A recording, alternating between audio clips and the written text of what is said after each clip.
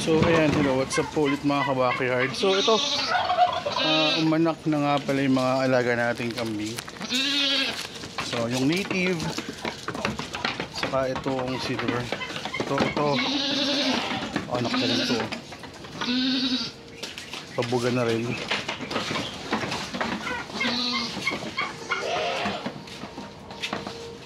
Ayun o, laki diba?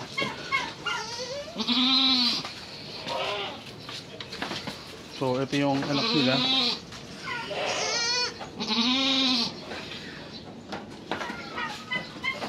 Sabi isa papahinga.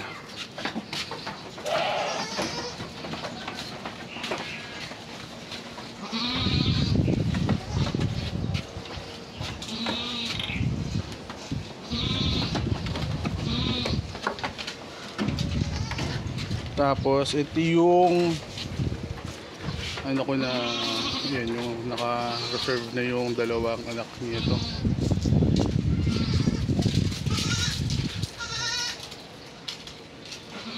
Ayan. So ayan.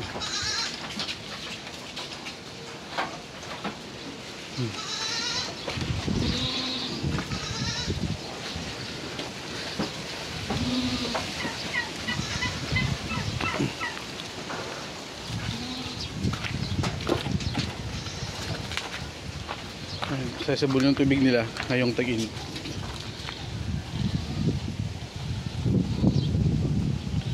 So ayan yung mga alaga nating kambing. Tapos yung iba nasa garaan, pabo natin. So mistock pa rin tayo ng corn silage. So ang ginagawa natin dito kapag hapon, ayan, nagpapakawala tayo. Tapos ayan, pag umaga corn silage saka hapon. Ayan, so yun lang po muna ang update dito sa ating farm. Sa mga nagtatanong, meron tayong available F1 doon, yung pinakita nating bagong anak ng native. Baka by June, July ang out noon. Yung anak na itong puti. Yan, tumayo yung mga anak. So ayan o. Ito yung mga kambing. Yun. So ayan. Pinapalabas muna namin yung mga nanay para makakain sila. Ayan.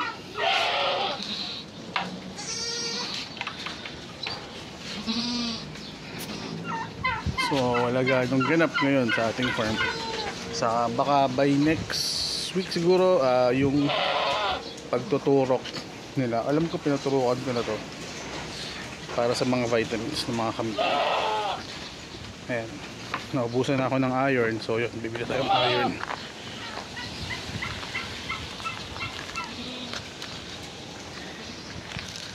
So ayan po yung mga kambing natin.